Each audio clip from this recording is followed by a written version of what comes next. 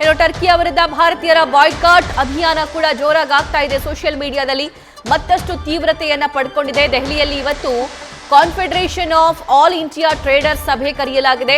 Turkey ಹಾಗೂ Azerbaijan ಉತ್ಪನ್ನಗಳನ್ನ boycott ಮಾಡುವ ಕುರಿತಂತೆ ಈ ಮೀಟಿಂಗ್ ಕರೆದಿರೋದು. ಟರ್ಕಿ ಆಪಲ್, ಮಾರ್ಬಲ್ ಆಮದು, ಪ್ರವಾಸ ರದ್ದು ಮಾಡುವ ಕುರಿತಂತೆ ಸಭೆ ಕರೆದಿದ್ದಾರೆ. ಬೆದರಿಕೆ ಕರೆ ಬಂದ ಹಿನ್ನೆಲೆಯಲ್ಲಿ ಪುಣೆ ವ್ಯಾಪಾರಿಗಳಿಗೆ ಈಗ ಭದ್ರತೆಯನ್ನು ಕೂಡ ಹೆಚ್ಚಿಸೋದಕ್ಕೆ ಪ್ಲಾನ್ ಆಗಿದೆಯಂತೆ.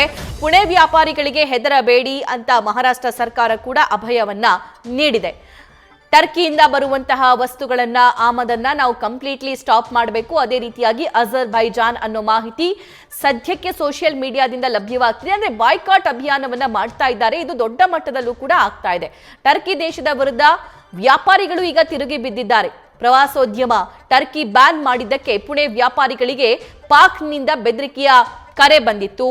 ಆಪಲ್, ಮಾರ್ಬಲ್ ಆಮದನ್ನ ಮಾಡಿಕೊಳ್ಳಲಾಗ್ತಾ ಇತ್ತು ಮತ್ತು ಟರ್ಕಿ ಪ್ರವಾಸಕ್ಕೆ ಸಾಕಷ್ಟು ಜನ ಭಾರತದಿಂದಲೂ ಕೂಡ ಹೋಗ್ತಾ ಇದ್ರು. ಅವರ ಹಿತದೃಷ್ಟಿಯಿಂದ, ಅವರ ಭದ್ರತಾ ದೃಷ್ಟಿಯಿಂದ ಅದನ್ನ ರದ್ದುಪಡಿಸಿ ಅನ್ನುವಂತಹ ಕೂಗು ಸೋಷಿಯಲ್ ಮೀಡಿಯಾದಲ್ಲಿ ಕೇಳಿ ಬರ್ತಾ ಇದೆ.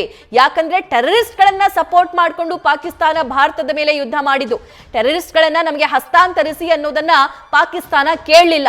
ಬದಲಾಗಿ ಪಾಕಿಸ್ತಾನದ ಸೇನೆ ಭಾರತದ ಮೇಲೆ ದಾಳಿ ಮಾಡೋದಕ್ಕೆ, ಭಾರತದ ನಾಗರಿಕರನ್ನ ಗುರಿಯಾಗಿಸಿಕೊಂಡು ದಾಳಿ ಮಾಡೋದಕ್ಕೆ ಶುರು ಮಾಡಿದ್ದು ಕೇವಲ ಭಾರತವಲ್ಲ, ಇಡೀ ಪ್ರಪಂಚ ಇದಕ್ಕೆ ಸಾಕ್ಷಿಯಾಗಿದೆ. ಉಗ್ರರಿಗೆ ಸಪೋರ್ಟ್ ಮಾಡಿದಂತ, ಉಗ್ರರಿಗೆ ಪೋಷಿಸ್ತಾ ಇರುವಂತ ಪಾಕಿಸ್ತಾನಕ್ಕೆ ಸಪೋರ್ಟ್ ಮಾಡಿದ್ ಯಾರ್ಯಾರು? ಟರ್ಕಿ ಮತ್ತು ಚೈನಾ. ಸೊ ಅಂತಹ ಟರ್ಕಿಯ ಸಾಕಷ್ಟು ವ್ಯಾಪಾರ ವಹಿವಾಟುಗಳು ನಮ್ಮ ದೇಶದಲ್ಲಿ ಆಗ್ತಾ ಇದೆ. ಅದನ್ನ ಸ್ಟಾಪ್ ಮಾಡಬೇಕು, ಅದನ್ನ ಬಂದ್ ಮಾಡಬೇಕು ಅನ್ನುವಂತಹ ಆಗ್ರಹ ಇಲ್ಲಿ ಕೇಳಿ ಬರ್ತಾ ಇರೋದು.